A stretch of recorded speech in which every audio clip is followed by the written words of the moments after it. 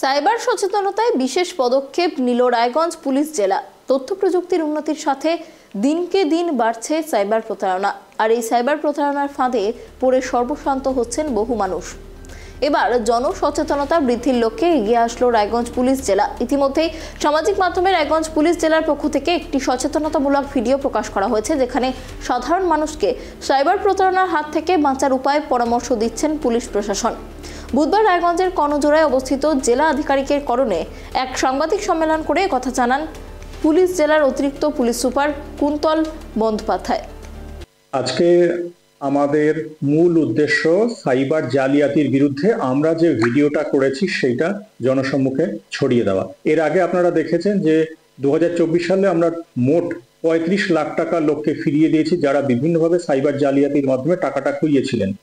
গত সপ্তাহে আমরা প্রায় 8 লাখ টাকা ফিরিয়ে দিয়েছি, তাদের মধ্যে টোটাল 8 জন ছিলেন।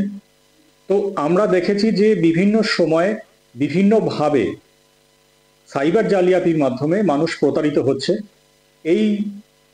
এই বিষয়টাকে বন্ধ করার জন্য আমরা একটা ছোট ভিডিও, রায়গঞ্জ জেলা পুলিশের তরফ থেকে আমরা একটা ছোট ভিডিও আমরা বানিয়েছি।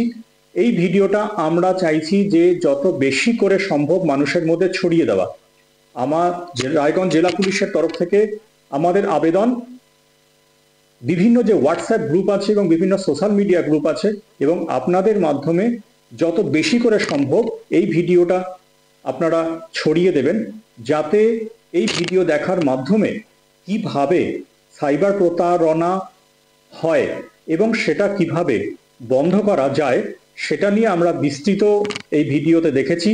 এরপরেও যদি কারোর কোনো বিষয়ে সমস্যা থাকে বা ভিডিও বুঝতে অসুবিধা হয় বা সাইবার জালিয়াতির কোনো কল বা কোনো হোয়াটসঅ্যাপ মেসেজ বা অন্য যে কোনো রকম বিষয় যদি তাদের গোচরে আসে, তারা জেলা পুলিশের যে সাইবার ক্রাইম থানা আছে সেই থানায় তারা যোগাযোগ করতে পারে, আসতে পারে তারা, এবং তার জন্য নির্দিষ্ট ফোন নাম্বার রয়েছে। সেই ফোন নম্বর আপনাদের মাধ্যমে আমরা দিয়ে দেব।